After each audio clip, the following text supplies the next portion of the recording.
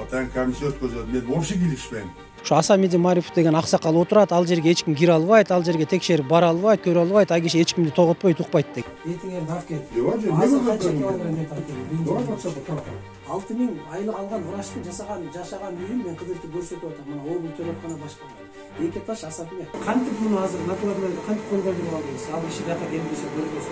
2 айда 94 миллион доллар пайда түштү. Сиз отпускадан өттүңүз. Детскийлер ботпой. Азыр сортировка кылып. Детский канча койка ачтыңыздар? Детский азыр 160 миң ачты. 450 койка ачыш керек. Бул 488 орун бар. Gara fiyatını yani. Yarıştan geldi. Çömüş.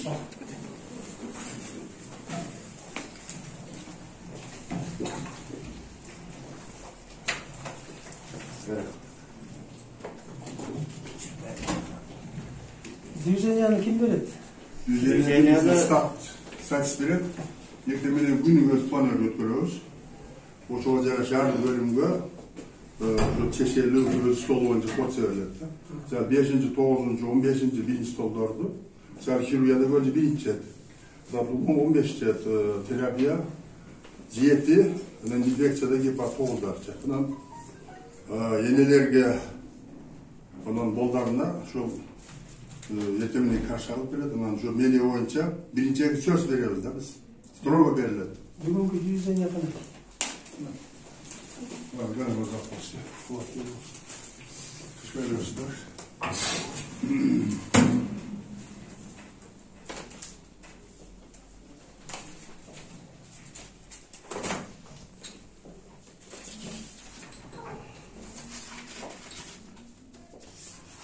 Ne yazık var da? Bugün şu. 21.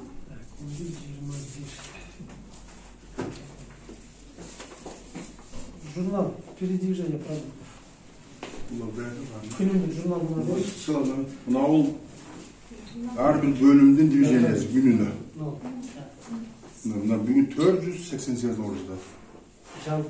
Jalp bunlar bizim tıbbın içinde de. Kim bilir divizyonyanın bölümü? Divizyonyanın her bir bölüm tüm saat 2'de öğret. Özleri akılet. Bizde adileniye Priom'un adileninden anlaşılma divizyonda dejun uğraş yazat. Dejun uğraşan ertemden günlük açıt alan ben bütün uğraşlarım. Ertemden kaçta? Ertemden 8'de planörga жүрüzüm. 8'de. Rolü günlük stroga bazar gününde. Ertemden zavtra kança kişiye verilir? Ertemden zavtra divizyonda kança olsun kadar? Prakirajın. 488'den var. 488. Bu ошол жанагы түндөгү кечинде чыгып атабы бул? Bunu tüm saat 2'de ötet. Уже erteminege 488 çıkılattı. 2'de ошондо 2'de kim берет муну? Bunu her bir posta sestra priyomlarlarını alıp gelet. Al yerden dejun uğraş toptu. Ertemden açıtta okuydu. Bana biz anan Журнал передвижения продуктов. Mağoya olaydı.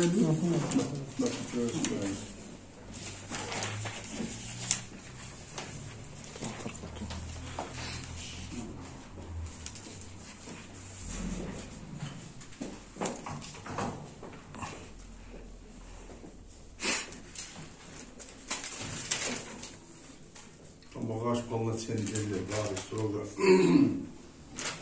Порциясы, дозасы бар.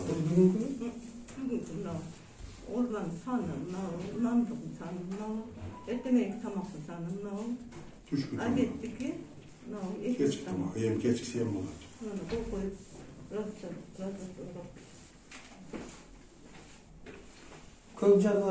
Kökcan'dagi ortada. Saliyeva. Saliyeva. Şu başka. Onlara produktleri versin. Продукты. Движение қана керек журнал. Hocam Ошол берилгенинен чыгарабыз. Бул азыр сиздерге келет. Bizde tıbbın içindeki. 488 ordu koy.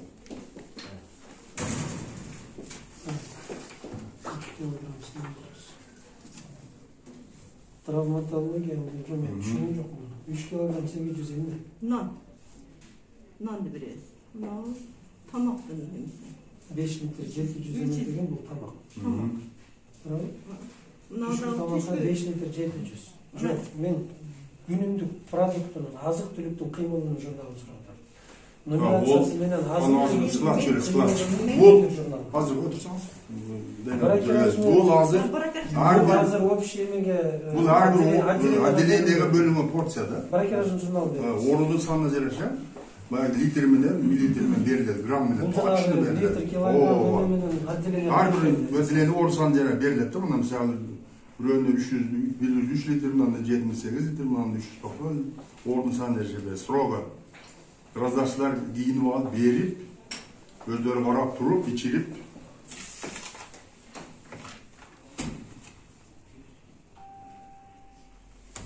Bunu ne verdin? Бракелаж. Ne brokilaj bu?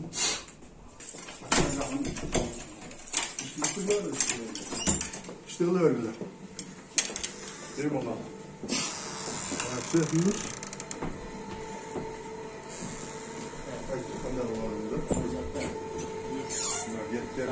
Yetti calan, bu şey sor, bir sordular onlar. Hatta komisya oluyor, protokol var. Tender buhalteriyadan mı? Технический задание берилди. Технический заданиясы тендерге кетип аткан. Ана журнал передвижение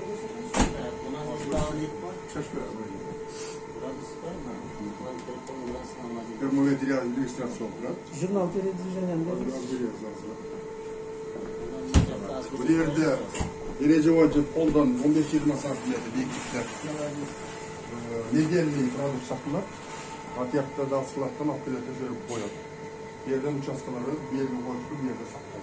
Sonra kontrol edersek, zaman böylece misal gün gelip paraplar biliyorsunuz. Gözümde geliyor. Böyle tarazlar her zaman planlıkta. Sertifikatlar bitmedi var. Jurnalda vermişsiniz. Bir tarazı kartar. Продуктов, ал сиздердин өзүңүздүн бухгалтерия тиешеси жок. Регистрация болуп келген участкага берген ошол. Бул биринчи. Журналыңыз азыр жок. Экинчиси. Сиз кантип эме берип атасыз? Продуктуну кантип жөнөтүп атасыз? Продуктун через накладную. Кантип бересиз? Кантип? Мисалы үчүн участкалар мисалы үчүн келсе, Тоже. Вопросы мындай кылайын. Салиева, туура? Салиева Антабаева. Көлжа. Көлжа. Салиева. Böyle zor, Saliva. Böyle Saliva o. Ошондой боюнча накладной боюнча берем, кечээси накладной калып кетти, алып кетти бар. Сен Кантип берип атасыз муну? Onu gelip özleri gelip Кантип келет? Transport nedir? transport менен келет özleri. Pardon, Аны керек болгондо кайсы продукты керек болсо келет да. Өзү келбейт экен да. Такси менен силерди берип берет. Таксиге салып берип берет да. Мына Такси менен биз эч кандай таксиге салып туруп берип коет дейт. Анан биз таксиден тосуп алабыз. Yok, neler diyorsun? Gelir mi kol koyup ondan verir. Бизде 7 участка бар. Филиал бар. Бизге карайт өзүнүн.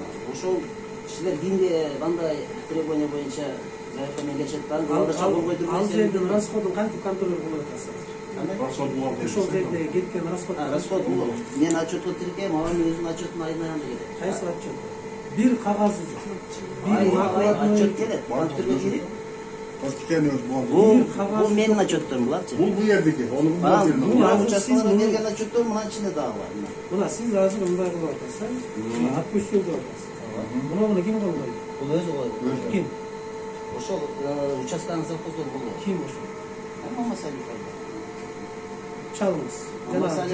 Кол коюлган эмени мага Немени өткөндө келип туруп, кол коюлган кагазды өзүн алган накладной калтырып коюп кетти. Жок, кантип муну азыр накладнойду кантип кол коюп алдыңыз? Ал иши бияка келбесе, көрбөсө. Ал өзү колдойт. Кантип кол коюп кетет? Эми келбесе, көрбөсө ал иши. Мен ар биrini алып барып бере албаймын. Ар бирине заявка болсо, өздөрү келип Астата тигилердин астатычный эмес айдын аягы менен октябрдын калган астата канаке ошол эмеге Уртия Салиева. Уртия Салиеваныкын азыр мен бухгалтериядан баарын териштирип берем. Алар айма бухгалтерия тапшырат. Buhalteri tapşırıyor. Мен дагы күнүмдүк неме кылганда айдын аягында. Bu özünü tapşırıyor. Канча айып бересиз ага мисалы? Ал өзүнүн ошол жерде байлыгы канча болсо ошонун негизинде алат. Ошону беребиз. Общий бир айга бөлүнгөн Бир айга бөлүнгөн ушул отчеттун ичине чыгат.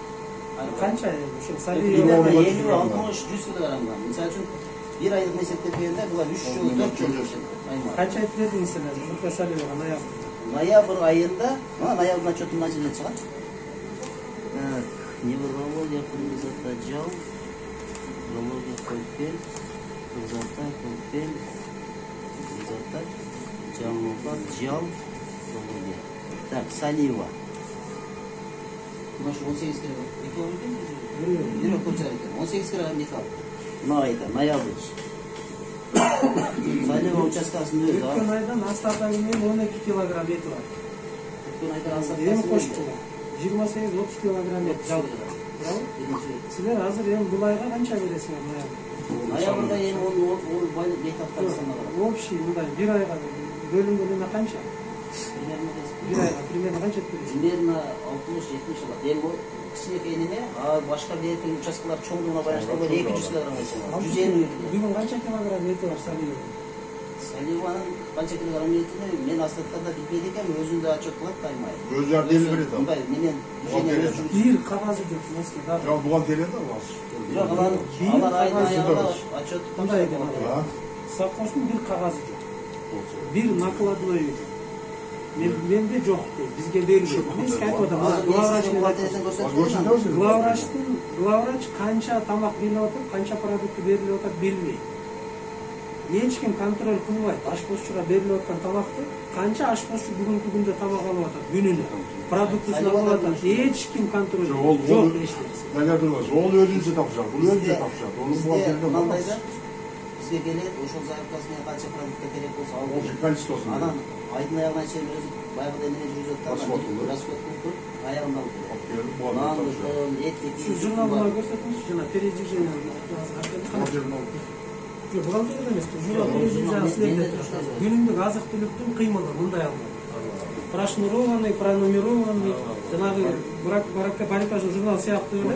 Ошондой журнал турат. Директордун колу менен күнүнө сиз мынча килограмм этти мен көп жарга бердим, мынчаны Салиевага бердим, мынчаны кухняга бердим, мынча килограмм күрүш чыкты.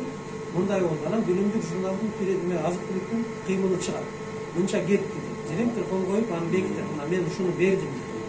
Анан бекитен менен кетти. Анан аягында ошонун эсеби менен аягында жыйынтык чыгат. Результат канча калды, канча көлөмдөгү продукт калды, кийинки айга канча өттү. Туурабы? Кантип чыгарып атсаңар? Сиз кантип берип атасыз? Журналыңыз жок, эчтекеңиз. Биз мына бул накладной менен беребиз дагы. Ошол негизинде алар менюга түшүрөт, анан кийин биз айдын аягында ушул меню менен отчет беребиз. Приход, расход болуп туруш менен. Накладной ал журнал немен азык түлүктүн эсебин чыгарып турган накладной эмес. Бул накладной менен албасак келген адам Журналды эмнеге жасабайсың? Кайра тапшырганда Журналды эмнеге жасабайсың? Күнүмдүк кыймыл. Бул жерде эчтеке жок. Жаңы велосипед ойлоп табуунун кереги жок. Асмандагы айды күндү алуунун да кереги жок. Жөн эле мыйзамдуу талап. Ушул нерсе болуш керек. Этке болгон эмени көрсөтүп Отуруп аласызбы? Отырасың. Этке болгон тызыны берчи болсо технический задание. Тендерге болгон. Канча баада кайсы эмеге берип атасың?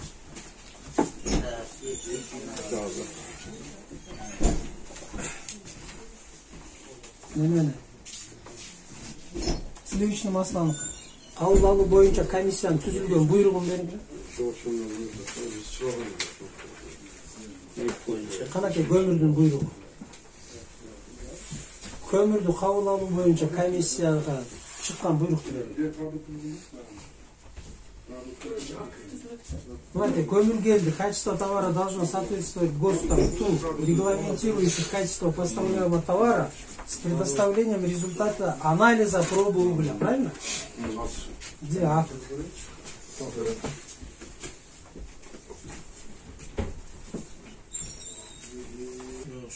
Ошонун технический заданиясын берилди. Бул спецификация, технический задание берилди. Тендерге чыгарып аткан технический задание.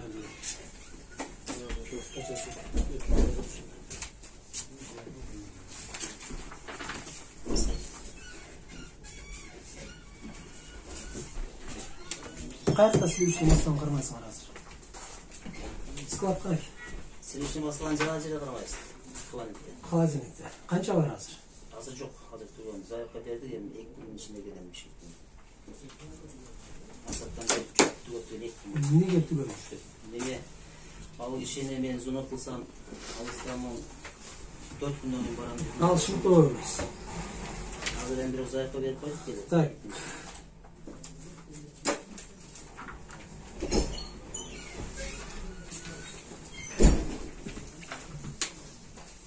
Сливочный масло канча процентті эмеге заявкаңарда канчаны бересиңер?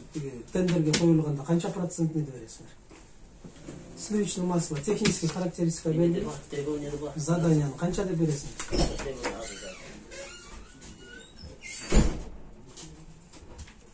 Сливочный маслонун остатогу бухгалтерге. Остаток. Октябрь айынан сливочный маслонун остатогу чыгат. Вообще остаточный эме мага көрсөткүлөчү. Буйрук менен. Октябрь айынан. Октябрь айынан. Көмүрдү мынакей берип атасыңар. Качество товара должно соответствовать ГОСТам. ТУ, регламентирующий качество поставляемого товара с предоставлением результата анализа пробы угля. Правильно? Канакей ошол пробаны мага көрсөткүлө. Кайсыл жерден проба кылдыңар? Этиңерди алып келип. Азыр канча килограмм эт алып келдиң? Ким?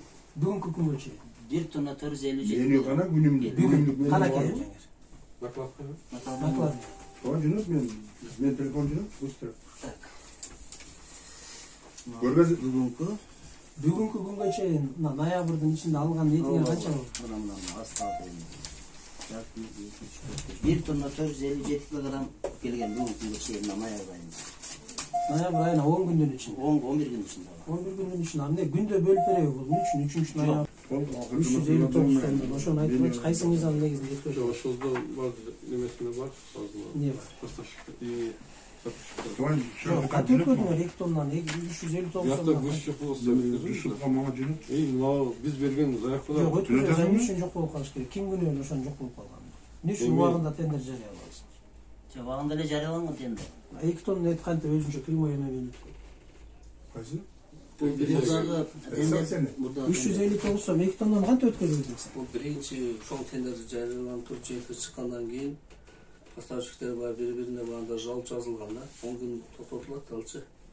Андан кийин бул жакта уже ошол тушта действовал көбөйүп больнойлор. Ошол чыгышчанын ситуация ошол поставщиктер эмне деп жалобу? Ола көбөйүп кетти. Эми баары конкурстук комиссиянын жыйынтыгына баанда болупчу. Наразычы. Бири-бирине кат жазышып кулданып, Сот коёду, сот. убакыт 10 күнгө автоматтык түрдө токтотулат. 2 тоннаны 359 сом кантип алып койдуңар? 2 тонна эт канча күнгө жетет? Ошону эсептеп. Канча 2 тонна эт канча күнгө? Азыр күнгө 20 тендер 2 килограмм бергенбиз. 50 килограммдан бир күнгө мен иштеп коёюн. Канча? 500 болсо жетсин. Примерно 20 25 күн тегерен. Почти бир айга, бир Участкалар айга эми жок. участка кимде? келүүсүн талап кылуусу жүктөлсүн. Комиссия ар бир келген азык-түлүк бул 9-дан 17:00 чейин. Эми ошол комиссиянын кабыл алуу актысы. Комиссия бар экен Biz түшүндүк. kabul alganda o'sha bayaqı laboratoriya sertifikatlarını görüp koyuyoruz. Жок, кана актыңар кана. Жазган эмес. Эмнеге жазбайсыңар?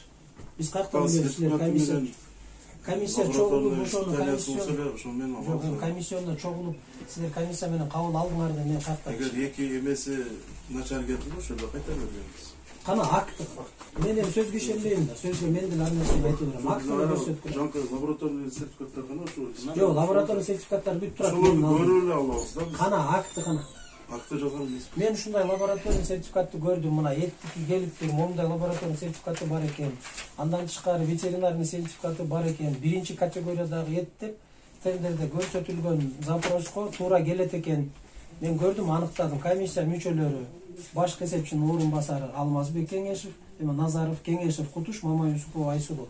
Кол коесуңар тектеңерби? Тиркелип турат буйрук менен. Ошо келген сертификаттарды көрөбүз да биз. Значит, актыңар жок. Кабыл алганыңар, албаганыңар дагы бир Кудайдын өзү билет. Көмүр боюнча. Көмүрдү алып келе. Көмүр боюнча комиссия канча жерде текшерип өткөрдүңөр? Кайсы жерде өттү испытание? Жыйынтыгы артты. Ошол комиссиянын мына буйрук чыгып атпайбы? Ушулар кабыл алгыла деп атат. Туурабы? Эми булар кабыл алгандыгы жөнүндө документ тастыктаган. Азык-түлүк боюнча кана? Көмүр боюнча кана? Биздики көмүр боюнча мен. Жок, бул отчет. Бул отчеты да. Мына ошол комиссиянын 275 деп атасыңар. Тиги жерде көмүрдүн эмеси канча болду? Башканы айтып атасың. дагы бар. Дагы бар акасында. Ам бу жерде отчетто эките жазылган да.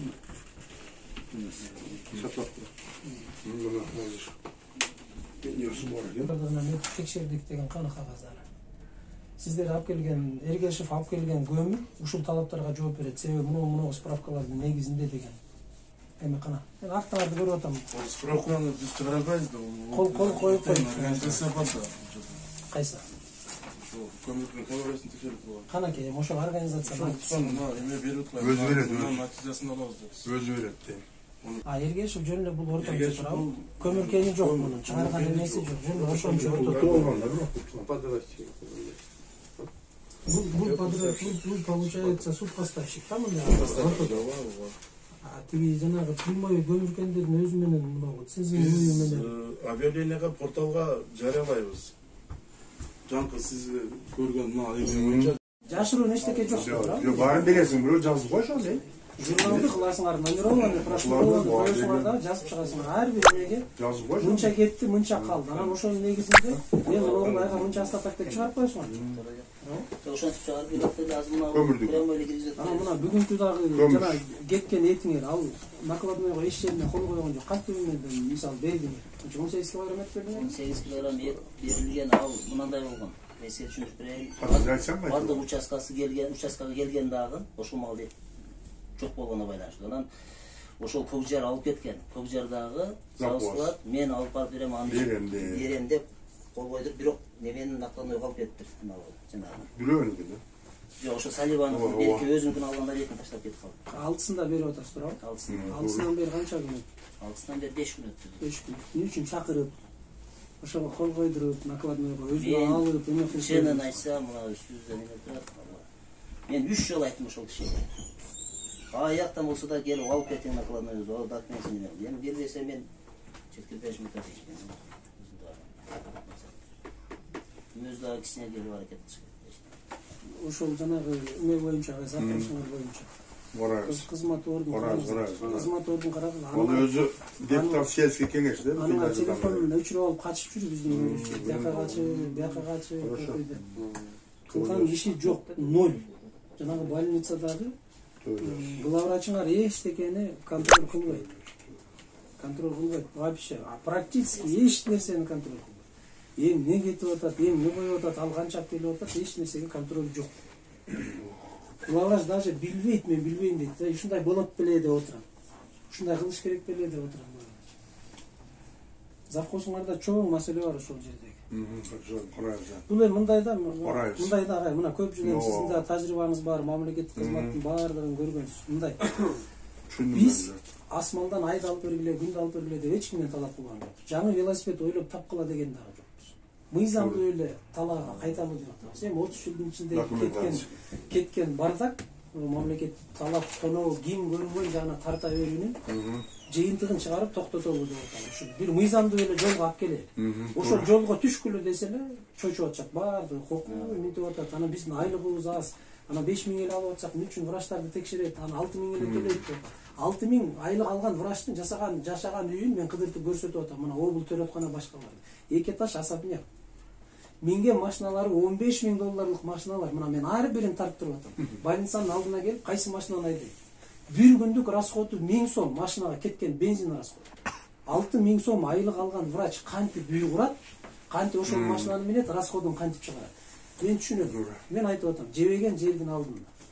Айлыгың рас, мен аны түшүнүп атам. 6000 7000 бүгүн мамлекеттин мүмкүнчүлүгү ошондой болуп атат. Бирок Кудай буйруса мына жылдан жылга мамлекеттин мүмкүнчүлүгү көтөрүлөт. Мына көрүп атасыңар, Кумтөрдөн 27 жылда Кумтөрдү иштеткен. $81 миллион акча түштү биздин Кыргызстанга. 2 айда ошону да сайрап какшашып Кыргызстар иштете албайт, Кыргыздарга алып койсоңор талкалайт, эч нерсе кыла албайт деди эле. 2 ай болду, кыргыз балдар иштетип атат. 2 айда $94 миллион пайда түштү. Кыргызстандын эсебинен. Эми 27 жылга бөлгүлө. Канча миллион доллар чөнтөктөргө кетип аткан. Ошол эле президенттердин, ошол эле премьер-министрлердин башкан чөнтөгүнө канча акча кетип жүр. Мынакей коррупциянын бир эле көлөмү, башка жагын айтпаган. Анан Кудай буйруса ошонун эсебинен азыр өсөбүз, өнүгөбүз, акча бөлүнөт, медицинага да билим берүү, башка тармактын баардыгы оңолот. Бирок эми ошол оңолгонго чейин биз өзүбүз иретке түшүп алалы. Мен башка киши болсо түшүнөм аны. Мамлекеттүүлүк дегенде мен сизден мындай өтүп кызмат кылган кишини көргөн эмесмин. Анан сиз өзүңүз үлгү болушуңуз керек. Башкалардын бүт бардыгы ошол ноокаттын ооруканасын көргүлө, мына ошол жерде документация минтип жасалат, момундай болот. Себеби а киши ошондой деп туруп көрсөтүш керек.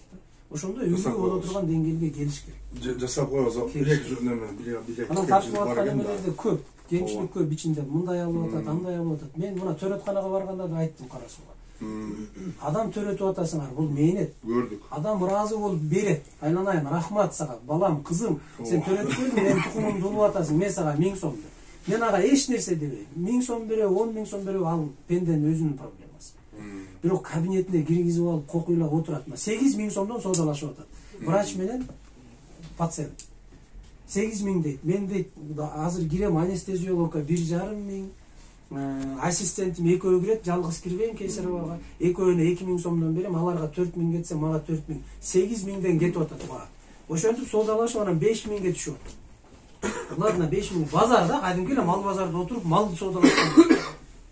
Анан аягында 5 000ге түшүп ага, анан ошого макул болуп атат. Эми ушул көрүнүшкө биз кантип макул болобуз? Кантип макул болобуз? Бир жерге барсаң эле бизде мында ушундай эле боло берет эле, бизде ушундай эле, биз көнүп калганбыз, ушинтип эле кете берет эле, ушинтип эле иштей берет эле. Силер келдиңер, балай болду. Улам ар нерсени чыгарып атасың. Биз эч нерсе талап кылган жокпуз. Азыр мурда ошентип болуп жүргөн болсо, азыр болбойт мындандар. Уктамай жок, уйкусу келип, уйкусунан ойгоно албай, ошо 30 жылдык эменин ичинде жүргөн жетекчилер кечирип койсун, үйлөрүнө барып укташ керек. Азыр уже талап дагы башка, замандын жүрүшү дагы башка. Ошон үчүн айтып атабыз. Мага деле кызык эмес ага. Ушинтип келип, ар кайсы больницанын тамагына чейин кийлигишип, ар бир этине чейин кийлигишип, көмүрүнө кийлигишип, эмне себептен мындай, эмне себептен бул жетпейт деп отуруш мага деле кызык эмес. Кээде барсаң больницаларга мен да уялчу болдум. Ошолордун жасап аткан иштерин көрүп алып, өздөрү эмес мен уялчу болдум. Кантип болсун ушундай? Бир тартипке алып келеличи. Силерден чоң сураныч, өтүнүч азырынча. Бир тартипке алып келели. Ар кимиңер өзүңөр жетектеген тармакты эле карап бергиле. Мыйзам чегинде эми билбейм, оорулуудан акча жасаш, эми ушуга бөлүнүп аткан мамлекеттен биртике тыйымдан бир нерсе чыгарыш эми өтпөйт деле, менимче бул Кудайга да жакпаган иш. Бул жакпайт, бир күнү бир жерден тешип чыгат, бул биягынан кирсе, биягынан бир күнү чыгат акырынча. Ошон үчүн бир немеге келеличи, качанга чейин Кыргызстан ушинтип жүрө беребиз. Бирөөнүн көзүн карап эле, кокуй Кыргыздарда ушундай, Кыргыздарда боло берет. Кошуна турган өзбектер күлүп атпайбы, мындай алганыбыздачы. Кыргыздарда боло берет. Чыгалы да ушул сөздөн качанга чейин уят боло беребиз. Тармактар боюнча карагыла. Могу продуктту башканын бүт бардыгын оңго салыңыз. Бир көз айтсам болот эми. Жана турабыз. Эми албетте ич бар жерде кемчилик болот. Эми коллектив менен жамандасам болбойт. Жакшы дегендер өтө көп. Мына биз күнүгө ушул өсүгөн жөнүндө тынымсыз айтып атабыз.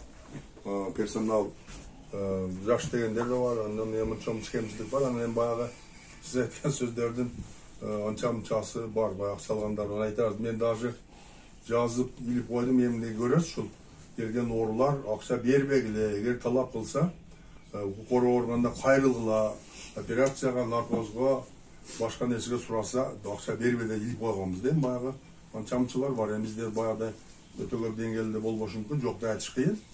Анан эми, конечно, ийгиликтер да бар, көчтөр бар. Эми мына тендерлерди атайын комиссия өткөзөт. Мен вообще кийлигишпейм. Өткөзөт, карайт, анан бааны коет, анан жакшы чын эме болгону өтөт. Анан аларды же мен муну өткөздүм деп айтышка акым да жок. Негизинен туура өтүп атат бул. Бирок эт боюнча кичине проблема болду, себеби баягы утуп алгандардын бирине бири кызганып талашып, бир 2 жума эт болбой калды. Анан баягы прямо договорун биз өткөзүп бердик. Эми ошол кемчиликтер Кудай буйрса баарын жоёбуз. Анан эми, конечно, сиз келгениңиз бизге чоң стимул берет. Мына 1-2 кемчиликти биз сөзсүздө буюна 2 чүлегин ичинде бүтүрөбүз, Кудай буйрса. Кийинки бир кокус келип калсаңыз, ошол кемчиликтерди жойгондугун жалпы больница жөнүндө чоң обзор сизге көрсөтөбүз. Мына коронавируста дагы ушул коллективге мен өтө ыраазычылык билдирем, турсаңыз керек. Мүнөтүн иштеди. 6 миллион менде бар. 900 миң карыз турат. Кийинкисин азыр акыркысын 1,5 миллионго дагы биз алып келипсиз. Данияр Түзөбаев баягы ковид мезгилде булардан жанагы пастен матрас төшөп алдык, аябай көп. Анан ошонун эсебине кичине карыз болуп калдык. Азыр 3 миллион калды. Азыр ушул жылдын аягына чейин. Жылдын аягына чейин. Эми мен түшүнөм агай. Мындай баягы эми 2 буту соо, 2 колу соо адам биз мүмкүнчүлүгүбүз бар, оокатыбызды өтө таап жеген. Анан тигилерди көрүп алып, сокур, дүлөй, Yok biz беріп атабыз. эме балдарды көрүп, ошол Бизден- жасаган мебели, Да, ишканасын да. көрүп, оорукананы дагы толугу менен кыдырып чыктык. Азык-түлүк менен камсыз кылуу тармагында аларда дагы кемчиликтер бар. Муну дагы биз жетекчилигине бардыгына ошол жерден талапты коюп, убактысын бердик, ошол кемчиликтерди жоюу жөнүндө. Мына көпчүлүк элдин арасында да ушундай сөз бар экен, ал жерде ушу Асамиди Марифов деген аксакал отурат, ал жерге эч ким кире албайт, ал жерге текшерип бара албайт, көрө албайт, ал киши эч кимди тоготпойт, укпайт деген. Мүмкүн 30 жылдын ичинде ошондой окуя болуп келгендир. Мүмкүн ал киши бирөөлөргө таянып, бирөөлөрдү укпай коюшу мүмкүн. Жергиликтүү бийликти укпай койгон учурлар болушу мүмкүн. Бирок бүгүнкү күндөгү мына президенттин койгон тапшырмасы дагы, губернатордун койгон талабы дагы ушул. Бүгүнкү күндө жергиликтүү бийликте эч кимде эч кандай кол тийбестик болбойт. Райондун аймагында туруп, райондук бийликке баш ийе тургандар, райондук бийликке баш ийет, областтын жалпы координациясы бул областтык бийликке баш ийет.